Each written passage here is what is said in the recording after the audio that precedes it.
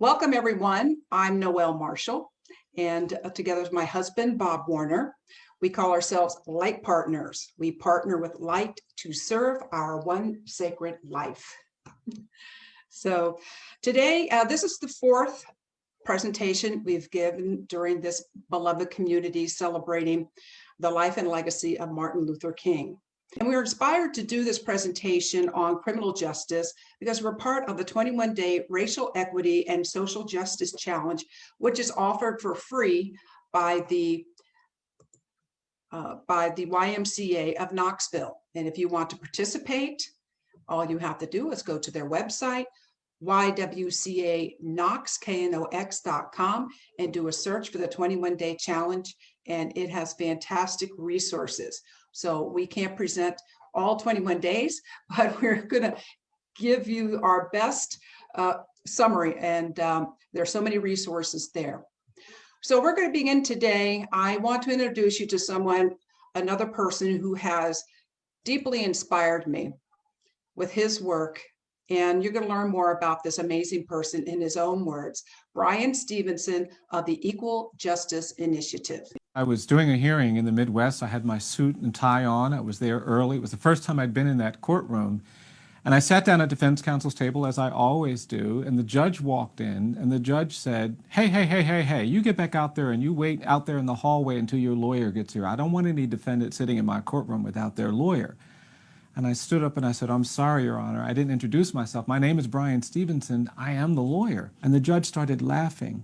And the prosecutor started laughing, and I made myself laugh because I didn't want to disadvantage my client. But afterward, I was thinking, what is it that when this judge saw a middle-aged black man, it didn't even occur to him that that man sitting at defense counsel's table was the lawyer? I worry about that judge. I worry that he's sentencing defendants of color more harshly. I worry that he doesn't value and accept the testimony of black and brown witnesses the way he does other people. I worry that a narrative of racial difference compromises his ability to provide fair and just treatment of all people.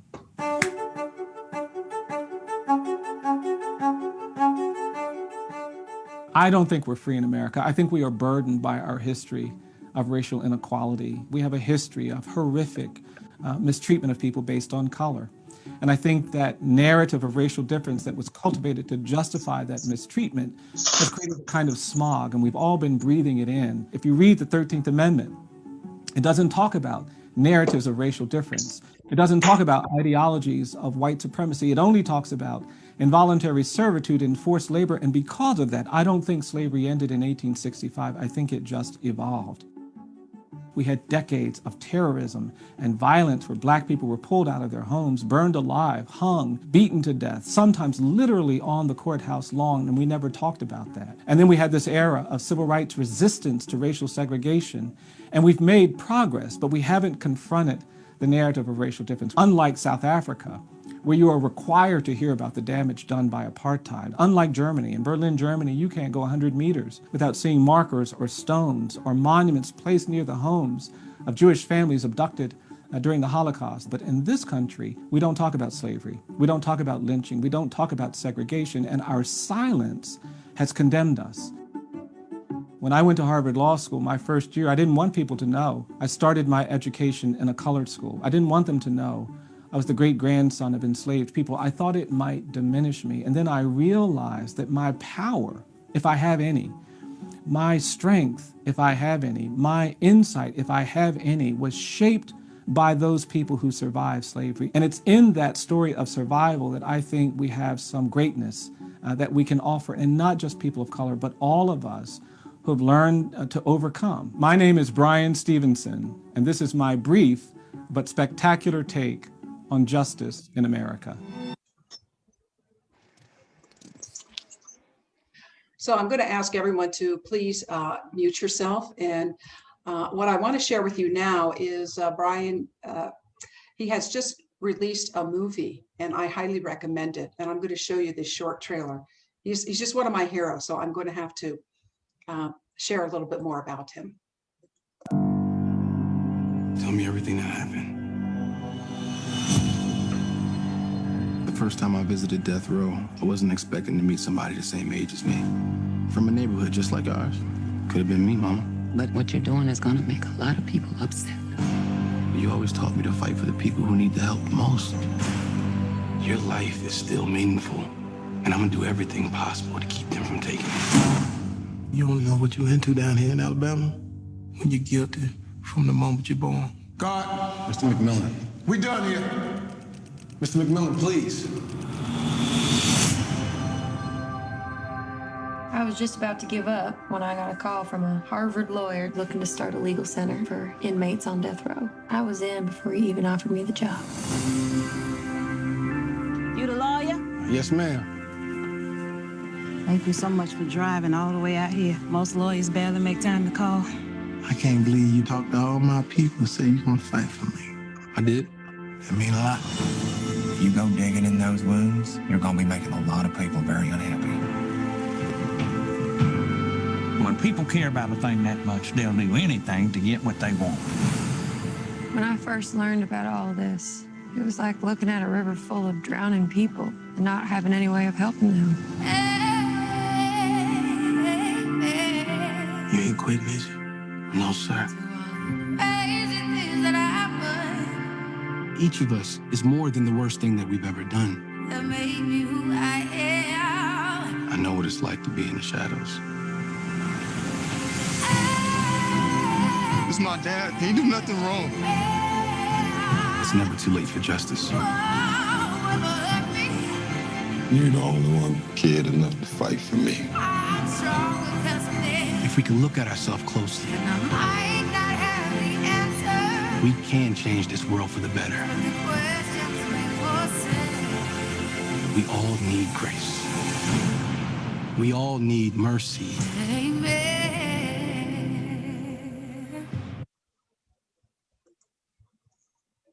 So that is one of my heroes, and we'll learn more about him later on if we have time. So we have an issue in this country about social and justice and criminal justice. And I want to play for you this video from an organization that we highly recommend, represent.us, Unbreaking America, Justice for Sale. Me, you know America's criminal justice system is broken. Whether it's affected you personally or not, it's something we need to talk about right now. Even though crime rates across the U.S. are going down, America locks up 7 times more people now than we did in 1970. 7 times. We as Americans put more people behind bars than any other nation in the world, both as a percentage of population and in total numbers. More than Russia, China. How does that add up? 2.3 million people, that's how. If nothing changes, 1 out of every 17 white men will end up in jail. 1 in 6 Latinos and close to 1 in 4 black men born today will be locked up at some point in their life. And we're putting women in jail even faster than we're locking up men. Our nation is divided on so much, but not this. And still, our government does next to nothing to fix it. Why? Well, for a start, slavery, the 13th Amendment, institutional racism, the war on drugs, police and private industry, immigration policy, I get it. We may not be able to fix all of that quickly, but there are parts of the problem we can fix right now, and it's just not getting done. So I'm gonna lay out the case against those responsible, and by the end of this video, you're gonna need to decide what to do. Exhibit A. This is a 2014 shareholder report from one of the nation's largest private prison companies. Private prisons are for-profit corporations, by the way. They hold 10% of Americans' prison inmates and 3/4 of all immigrant detainees. Here's what they say. The demand for our facilities and services could be adversely affected by the relaxation of enforcement efforts. Any changes with respect to drugs and controlled substances or illegal immigration could affect the number of persons arrested, convicted, and sentenced, thereby potentially reducing demand for correctional facilities to house them. They are literally saying the more people we lock up, the more money they make. In the last 10 years, the private prison industry spent $64 million lobbying our government for longer sentences, stricter laws, and tougher enforcement. And this year alone, they'll make $6 billion in revenue. And you're paying for it with your tax money. Now, Exhibit B. 60% of people in jail across America are awaiting trial and haven't even been convicted of a crime. 90% of them can't afford bail, so they sit in jail awaiting trial, probably lose their job, or pay even more money to borrow from a for-profit bondsman. Exhibits C, D, E, and F, and too many more. Many judges are elected by voters, and they've been shown to give harsher sentences as they get closer to Election Day. That's crazy. In recent years, 50 to 60% of political donations for key judicial positions come from lawyers, lobbyists, and business interests. Massive corporations use inmates as virtually free labor instead of hiring paid workers. I know you remember the BP oil spill. Well, guess what? They made inmates clean it up, and most of them African American. They paid them pennies on the dollar, then qualified for a $2,400 tax kickback for every inmate they used. And surprise, surprise, special interests helped write the laws that created these programs. And then there are the prosecutors associations, police unions, drug companies. These multi-billion-dollar industries have a grip on our elected leaders just so they can keep turning profits, angling to protect their power regardless of public opinion. Whether it's prisons, healthcare, taxes, education, or the economy, our broken political system is standing in our way when it should be working for us. Now, before I ask you whether or not you're going to do something about this, I want you to know what's possible. My friend Desmond not only knows what to do, but has proven it can be done. After serving time, he went on to lead the campaign to win back voting rights for 1.4 million former inmates in the state of Florida. Thank you for your work, Desmond. Thank you, Omar. It's going to be real hard to address the problems we just laid out unless we first fix America's corrupt political system. That means banning gifts from lobbyists to politicians, closing the revolving door between Congress and industry, and enfranchising even more voters so politicians actually represent us. These ideas are all part of a law called the American Anti-Corruption Act. This act is popular with both conservatives and progressives because it is not about giving power to one party or the other. It's about fixing the systems behind America's biggest problems, like our broken prison system. But even though it's incredibly popular, politicians from both parties refuse to pass major anti-corruption laws when they have the opportunity. It's not surprising. They benefit from the system just the way it is. But we can't wait for them. So we have to go around Congress because throughout American history, passing state laws have paved the way for the passage of transformative federal laws. If we follow in their footsteps, we can win, and we already are. We just need one more thing. Omar, the floor is yours. Thank you, Des. Thank you. This is the part where you make your choice. Desmond and I are part of a movement that believes the government should work for you and your family, not just a handful of billionaires and special interests. Millions of people have already joined up and are working across party lines to pass anti-corruption laws. Together, we've already racked up more than 100 victories. And in 2018, we passed the most anti-corruption laws in the history of our country. Let's be honest. America is facing a crisis, and we need to act with an urgency commensurate to the severity of the problem. And that's on you, it's on me, it's on all of us. Go to represent.us and sign up to be a part of the next anti-corruption victory in your state. There are already people near you fighting this fight, and they need your help. If that's not for you, join the Commonwealth, a community of people giving whatever amount they can every month to support local anti-corruption campaigns. Every single dollar goes to the front lines of the fight, not to overhead or organizational expenses. Here's the bottom line. Nearly every issue that matters to you, or that matters to the next generation of Americans, is blocked by our corrupt political system. And if you do nothing, or if I do nothing, nothing is going to change. But if each of us does something, we can win together. Go to represent.us and join us.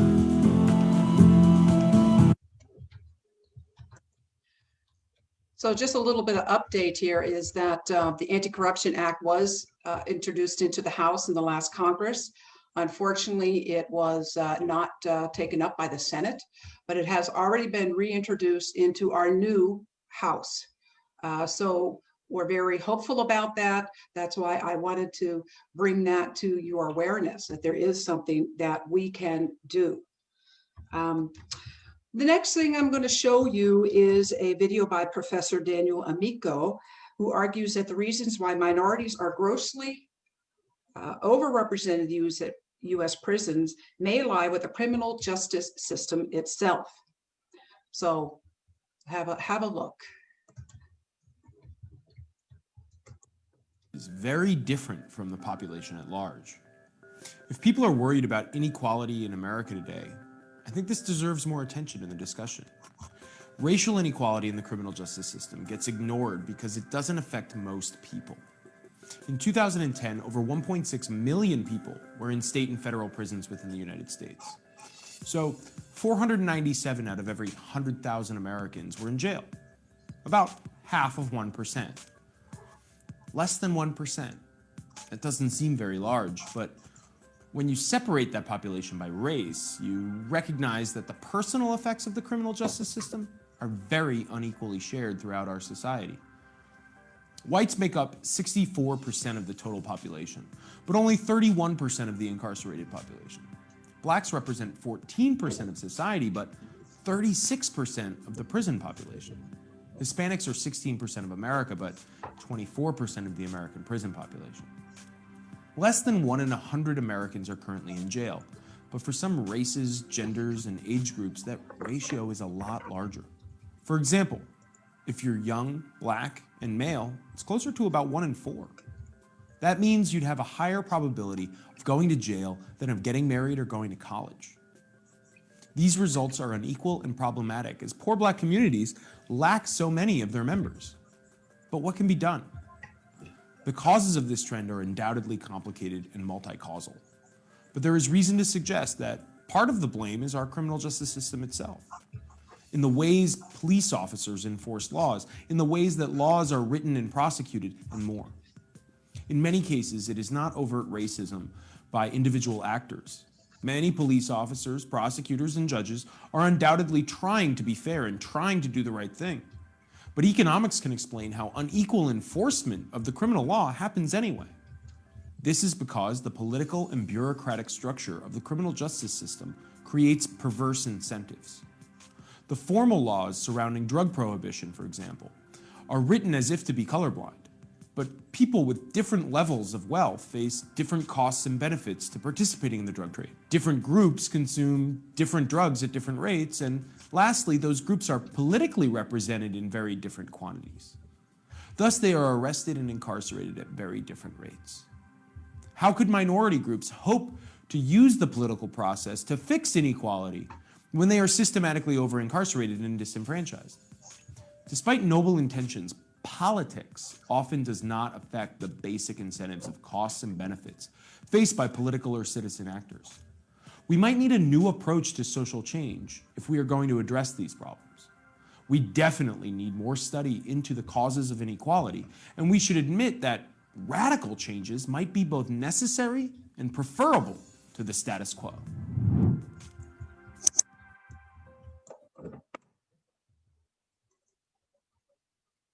So I think that gives an overview of some of the issues. Well, we're going to look closer now at the challenge of reentry and recidivism in the United States. And I will have to confess that I didn't even know what the word recidivism was until very late in my being. And it just goes to show that there's so much unawareness. That's why I feel so called to share and to help educate others that were probably as naive or unaffected as myself. So here's a great study. In the United States, 6.7 million adults are under some form of correctional control, whether they are behind bars or under community supervision like probation or parole. To put that in perspective, that's 280 times the number of students that attend the University of Oxford. Of those behind bars, at least 95% will be released at some point, and 85% of those will be arrested again within a decade. Why? The answer is complex, but one key aspect is that inmates face dismal odds as they transition from life as an inmate to that of a returned citizen, a journey that is in many ways designed for failure. Let's take a closer look. This iceberg model illustrates how recidivism is just the tip of the systemic iceberg. The majority of people in prison are there for nonviolent crimes, stemming from unmet needs that start to pile up as soon as they're born.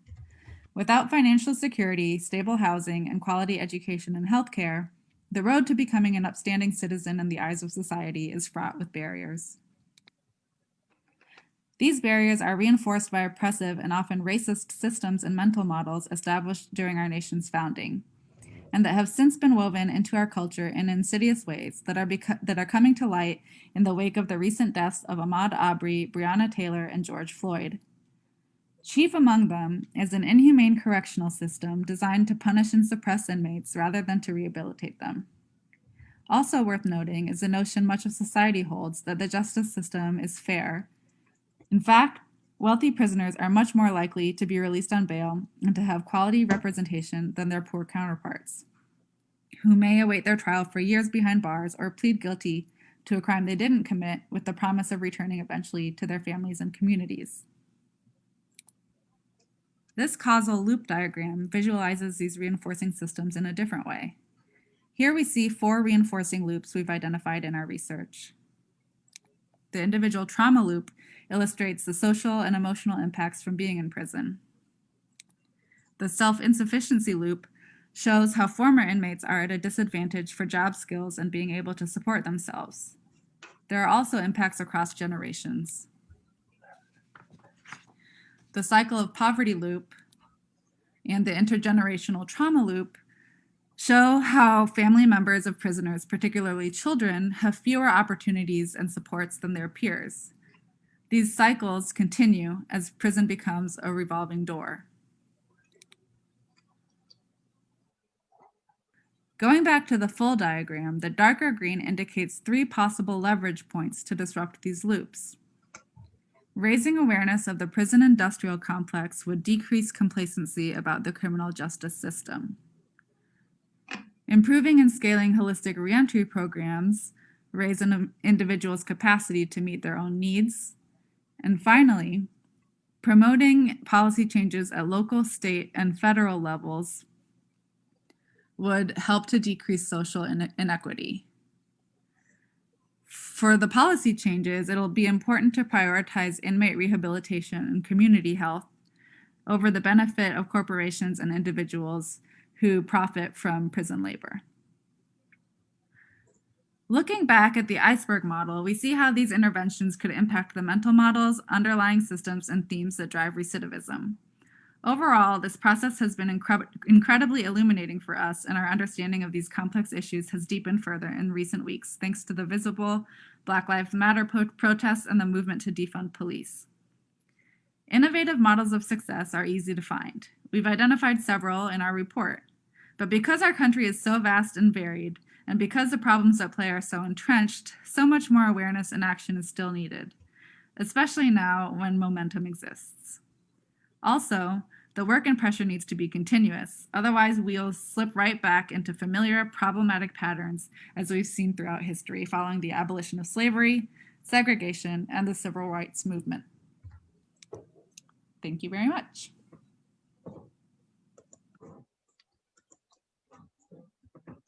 So I hope that was helpful, and I will close that. And now we're going to take a personal look at from someone who was formerly incarcerated and trying to do something to overcome problems of recidivation.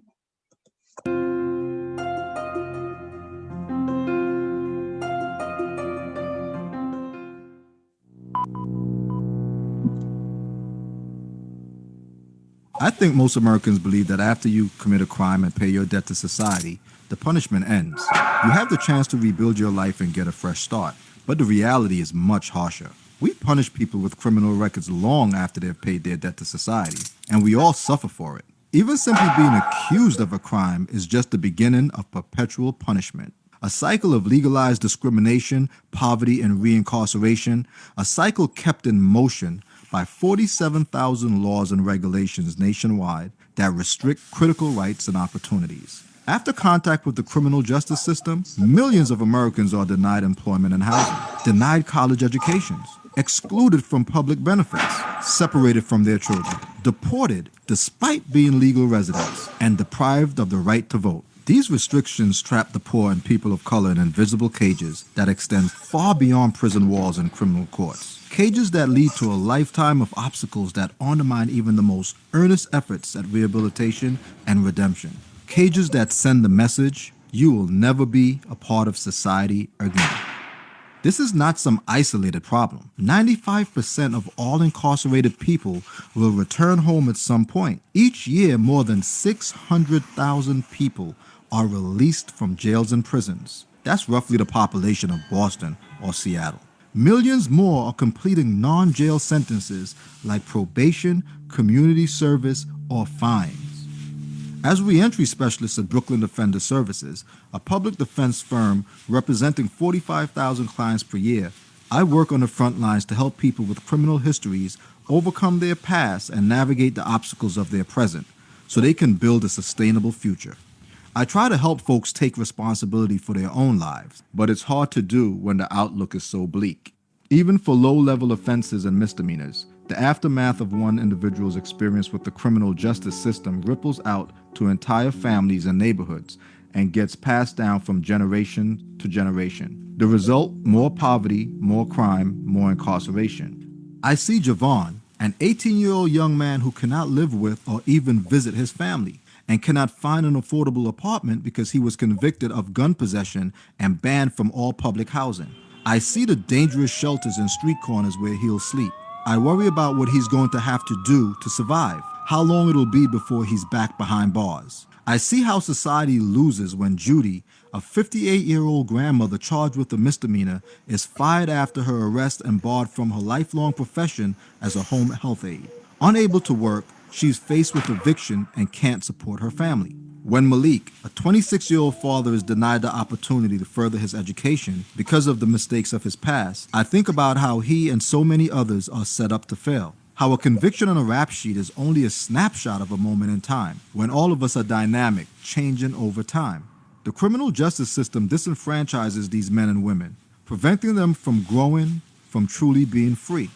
I am among the very few fortunate enough to be living a second chance. 3 decades ago, I was involved in a crime that took the life of another human being. I spent over 24 years in prison for my role in that reprehensible crime. While incarcerated, I had the chance to participate in a pilot program offered to only 15 inmates that allowed me to pursue a formal education. Upon release, I found an employer willing to look beyond my criminal record, one that saw the hard lessons I learned in prison as an asset, not a liability. Affording people a real opportunity to re-enter society isn't just good for individuals and families. It's good for all of us. Meaningful re-entry increases productivity, reduces poverty, and saves money. Most importantly, it makes us safer by eliminating the circumstances that perpetuate cycles of crime and punishment. People already get punished harshly by the system, but they shouldn't receive a second sentence that makes discriminating against them legal for the rest of their lives. By restoring full rights of citizenship to people after they've been through the system, we can start to end this cycle of perpetual punishment. We can start to abolish the justice trap.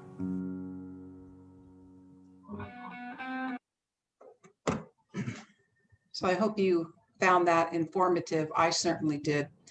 And so now we're going to pivot a little bit. I want to talk about some, there are some reforms that are happening that would help us.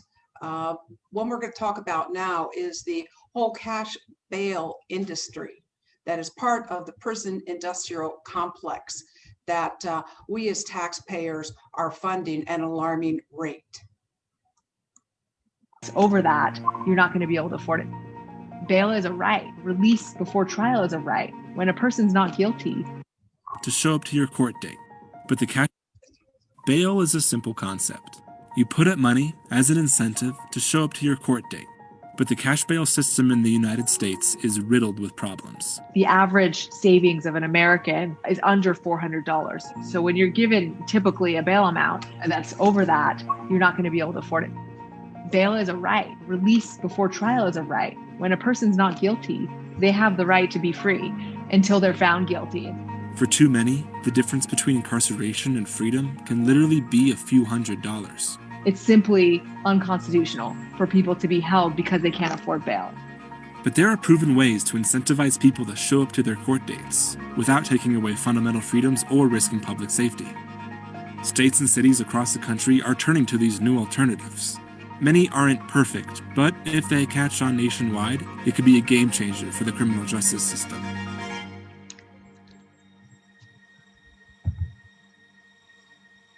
There are almost 750,000 people in jails across the United States. 2/3 of them have not yet been convicted of a crime. They are legally innocent. The majority are there simply because they are too poor to pay bail. The brief period of incarceration that bail presents is a devastating life force for people. The median felony bail is $10,000. For the typical detained defendant, that's equivalent to 8 months of income. Nowadays, we're treating misdemeanors a lot more like felonies, and so we're seeing a lot of bail amounts that are upwards from $5,000 to $20,000 for a misdemeanor crime. Shima's research has shown that excessive bail is especially debilitating for poor communities of color. The whole bail system disproportionately impacts minorities. Blacks are 2 times less likely to make their bail amounts. They're also 2 times more likely to pay higher bail amounts for the same crime. And the impacts of pretrial detention on cycles of poverty and mass incarceration are enormous. If you're incarcerated, you're 3 to 4 times more likely to receive a sentence, 3 times more likely to serve a longer sentence in jail. You lose your job often, you lose your home, you lose your child care. Studies show that excessive bail and pretrial detention are actually worse for public safety and cause more crime in the long term than those who are able to obtain release before their trial. Even 4 days in jail is going to make you 35% more likely to recidivate, to be charged again with a crime. There are massive life consequences. So, what do we do about it? There are a few key methods that can help avoid the impacts of cash bail. First, arresting fewer people. The best thing we can do for criminal justice and for defendants is to avoid them going to jail in the first place. And if they have to go to jail, keep them in there for less than 24 hours. One thing police can do is issue a citation instead of arresting somebody for certain low-level offenses or misdemeanors. Citations avoid the costs of imprisoning someone and save them from the financial burdens of bail. So far, citations are helping reduce arrest rates across the country. Beyond reducing arrests, a number of states and cities across the U.S. have eliminated cash bail for certain low-level offenses, and many have turned to risk assessment tools. These are typically point-based tools designed to help judges and prosecutors predict if a defendant has a low, moderate, or high risk of failure to appear or committing another crime if released. A risk assessment basically goes through a bunch of questions. Have they committed crimes before? How many crimes? Some of them ask, do you own a home? Do you have a cell phone? Have you failed to appear before? In 1992, Washington, D.C. eliminated the use of cash bail. Judges rely on risk assessment tools instead. As a result, courts release 94% of defendants before their trial. Pretrial services monitor or supervise many released defendants and notify them of court dates with texts and phone calls. And while electronic monitoring and drug tests can be invasive, the costs of supervision, rather than incarceration, save D.C. taxpayers over $1 million every day. Across the country, new reforms have shown that it is possible to grant more people their freedom while ensuring public safety and court appearances at the same time. But these tools are not without their fair share of criticism. All of them have some sort of racial bias. A lot of them say, do you own a home? Do you have a cell phone?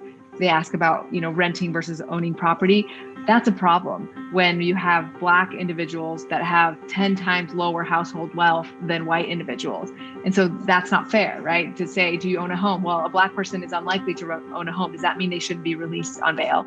And so risk assessments, in their intentions to be kind of more fair and more just, they actually end up discriminating against the people that are poor and often minorities. But Shima says there's an even bigger problem with risk assessment tools. Virtually none of them distinguish between misdemeanors and felonies. Somebody that has a previous misdemeanor driving offense gets the same risk quotient as somebody that has a felony for rape. I mean, these people should be treated very differently, but they're often not. Advocates for bail reform hope to create a system where pretrial release is the norm rather than the exception. We need to have a goal, a percentage goal of release. So let's make a benchmark of, let's try to release 90% of people that we can. So we detain 10% of people who are truly unable to be released safely. Aside from those people, I think everyone else can be released and supervised appropriately. Without that, we're never going to get better. Right now, there's probably 200 pending bills on bail all across the country, and everyone's trying to figure out how to make the system better. Judges and prosecutors need to be reminded that, look, bail is a right. At no point should a judge ever give a bail amount to somebody without considering, can they afford to pay this? Really respecting that would be a culture shift. That's good. You know, that's really the way the system was intended to be. Thanks for watching. If you want to see more videos. So in the last set of elections, Bob and I were Florida voters, and Desmond, who you saw in our first video, we passed a change to the state legislature so that felons and everybody who had served their time would have the right to vote, and went by an amazing majority, 64% to 30%, whatever the rest of the math is. And then the Republican legislature said, yeah, but they have to pay all those fees, any fees they had outstanding. So it basically kept them from re-entering. So in Florida, this last election, I think it was Mayor Bloomberg, he actually paid off a lot of people's fees so that they would be able to vote. So even though we as Florida residents changed our constitution, the legislator went around. So even though we have a victory, you have to stay vigilant. And this is just, that was just when we're talking about that, that's just one of the ways that we can try to reform our criminal justice system. But now I'm going to flip to my most favorite way, how the restorative justice system could end mass incarceration. And Bob and I actually saw this presentation in person. We met Shannon, and we went to a jail, a prison in Colorado immediately after we had seen this. Immediately after, a couple of weeks after, we went with Shannon to this high security prison. And I can tell you about that experience after we watch this last video. When you were really hurt by another person, maybe physically, maybe they lied to you or broke your trust, maybe they stole something from you or put their interests ahead of yours. In that moment, and the weeks and the months following, what was it that you really wanted? What would have actually made you feel better? So in years of asking this question to my students, to justice professionals in courtrooms and prisons, and to victims of crime, a handful of people have told me, honestly, it would have made me feel better to key their car. But not many. Actually, nearly all of us want the same thing.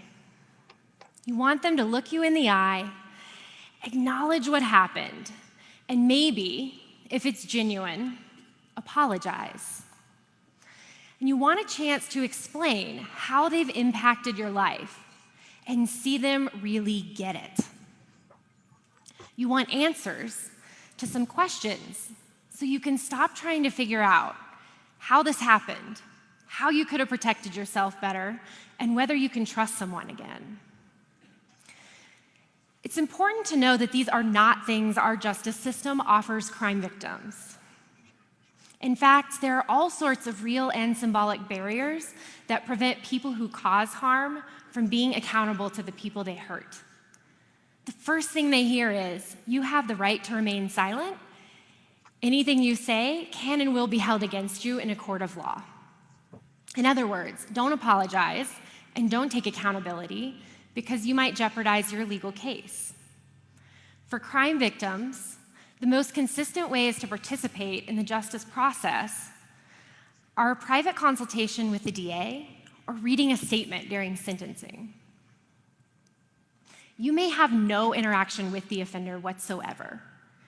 They may not even be allowed to make eye contact with you in the courtroom. In most states, incarcerated people aren't allowed contact with victims and their family members, even if they both request it. So maybe we could accept some of these failures if our justice system worked in other ways. And by worked, I mean kept people on the outside safe and changed people on the inside for the better.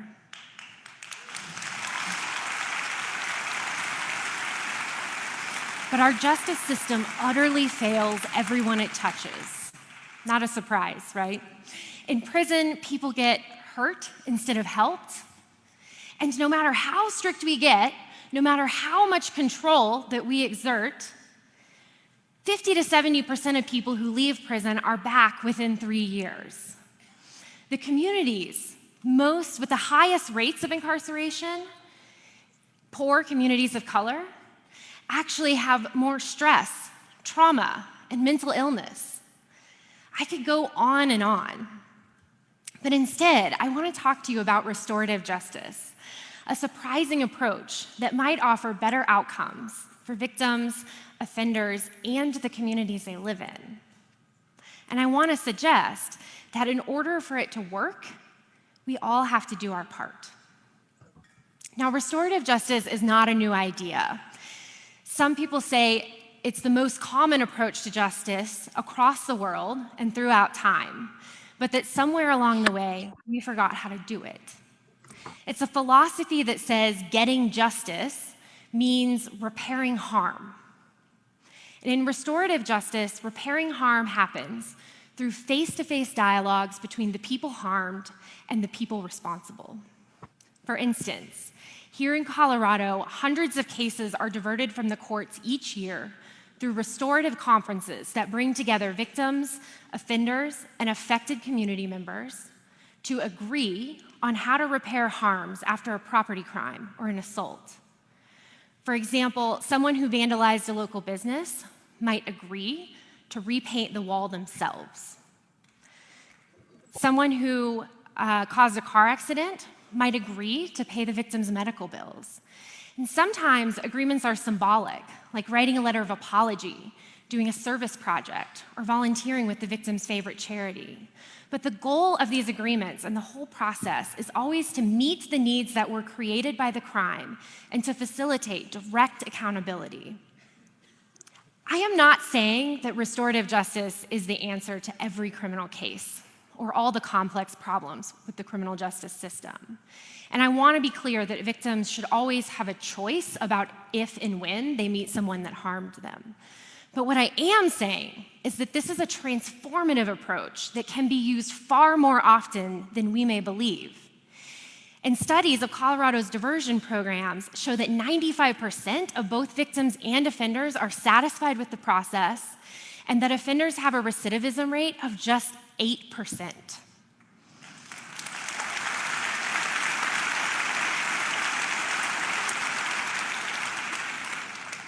This is a select group of cases, but it's also an enormous difference. And this is what a system designed to keep people safe should be doing: healing victims and preventing harm. So if restorative justice works so well, why isn't it the basis for our current justice system? It's a great question. And it's why I started out my career studying why some states were adopting restorative justice into their state codes and others weren't. And I was actually surprised to find that most states have adopted legislation that supports the use of restorative justice in criminal cases, but that these policies are rarely put into practice by prosecutors, judges, and correctional officials. What I learned when I talked with these potential change agents is that they were either skeptical about restorative justice or they just didn't understand how it fit in their roles. In other words, they either don't wanna or they don't know how.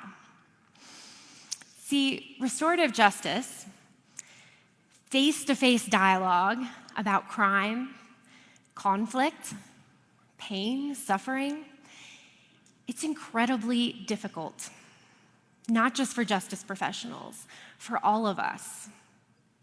I teach a class on restorative justice, and my first reaction to conflict is to hide in my office and avoid eye contact with my email account. I once engineered an elaborate game of phone tag that went on for weeks, just by, like calling at the time when you knew the person wouldn't pick up, just to avoid a difficult conversation. These are silly little examples of our very serious impulse to hide from the people and the situations that cause us pain. My theory is that isolation is our default response to crime because it's actually our default response to conflict. We block, we ghost, we cancel the people who hurt us. And we overuse prison, not because we actually think it makes things better, but because we're afraid of being hurt and we don't know what else to do. We want accountability, but we don't want to have the hard conversations that it requires. We'd rather believe there's a simple solution that can keep us safe and protect us from pain. It's easy to feel that mass incarceration is something done to us by politicians, police, prosecutors, and prison guards. But it's important to remember that it's something we invest in each time we build virtual and physical walls between ourselves and others. As a result of our inability to face those we hurt and those who hurt us, we participate, knowingly or unknowingly, in systems of control and isolation. Our policy problem is a people problem. The good news is, restorative justice offers a people solution. It teaches us that what changes our choices is actually not laws. Otherwise, the drug war would be all wrapped up, right? It's actually coming face to face, realizing that we've hurt someone and being willing to make amends. And similarly, if we want to change the criminal justice system, we have to face each other, take responsibility for our roles in mass incarceration, and do what we can to repair the harm. That's why innovative prosecutors, yes, they exist, creative correctional administrators, committed legislators, even researchers like me, are increasingly coming together to have these hard conversations. We're listening to the people who are most impacted, incarcerated people, their families, crime victims, and survivors, and we're designing solutions together that we can all agree on. My experience with restorative justice tells me that the solutions we forge together are far more powerful than the ones we hand down from the safety of our courtrooms and our offices. And I believe this is a restorative movement that can transform the way we think about doing justice. But it will take more than those of us working in the justice system to transform it. It will actually take all of us, because real criminal justice reform will never happen until we face our fear of facing each other. And it's a really hard thing to do, but I know we can do it because I see incredible, courageous examples in my work all the time. Not long ago, I sat at a little round table in the prison visiting area with the wife and the daughter of a man killed in a robbery and the person serving life without parole for his murder. The victim's family brought this little hardbound notebook filled with all their unanswered questions, all the things they wanted to tell this man about their lives and what they had lost. And I watched as they led this beautiful, really heartbreaking, but empowering dialogue. And for 6 hours, I didn't say a word. I didn't have to. Yes, because we had prepared for this moment for months, but mostly because they had the wisdom. The innate human wisdom to say what needs to be said and to do what needs to be done to further our own healing and that of our communities. And you have that wisdom too. We all have the wisdom and the skill and the compassion to restore ourselves to ourselves, not through isolation, but through connection. Thank you.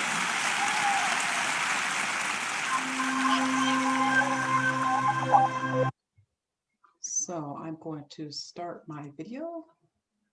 Stop sharing. So I hope you have enjoyed the time that we've had together sharing these different videos. It's kind of to address the totality of the challenges of our broken justice system and all the different aspects of it is not really possible in 1 hour, but I wanted to just give you a drink out of the fire hose. I will mention that we watched that, we were at that TED talk that Shannon just gave, and she invited people in the audience to go with her to a maximum security prison and to be in group with prisoners that were there for life. And in one of their restorative justice circles. And I have to tell you that it was a life-changing event to witness the humanity behind bars and to hear their stories and to hear about how they grew up and how they ended up there. And some, you know, that claimed their innocence. That's one video I didn't have time to show, is about the Innocence Project. And I would suggest that is in our resources, that you look it up, that they're using DNA to get people that are on death row and other convictions overturned. And it's a marvelous project. So I just want to thank you all for being here and for taking time to listen to what we have to say. And I hope it inspires you to get involved locally, to look at some of these issues, because it's got to come from the ground up. Our government top down doesn't work so well. We need to be vigilant students of our legislatures. When do they meet? How do they meet? How do they make decisions? How can you impact them? And I'm watching ours in Tennessee, and my husband and I have been arrested in DC a couple times for protesting different issues, peaceful protests. And now in Tennessee, there is a law that if you protest on their grounds, they can charge you with a felony, and that felony then can take away your voting rights. So we have to be very, very vigilant, folks, about what's going on in your local governments.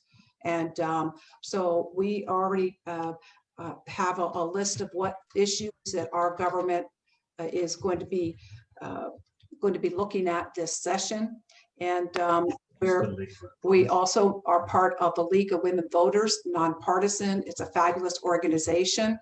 That admits its history and racism, because the suffragettes did not recognize the Black women's contribution to women getting the vote. So it's an amazing group that is, that is out there rectifying what they've done in the past. And we found that extremely valuable. The one last thing I would say is to look up this 21-day challenge for social justice and racial equity. And it's on the YWCA in Knoxville, Tennessee. So if you go to YWCA-KNOX.org and do a search on 21-day challenge, the resources and everything there are phenomenal. Now, that's what inspired us, but our resource list is almost completely different. And if you have a resource, I know that there was a comment made that we weren't talking about Indigenous incarceration rates, or if you have any resources that you would like to add to us, we're inclusive. So just let us know. So I thank you all for the time that we've had together. I see that we have others coming into the room. So thank you so much for this time. I hope you have found it useful to you. So thank you so much. For additional resources for supporting spiritual growth, environmental sustainability, social justice, and democracy reform, please check out our website at www.lightpartners.org.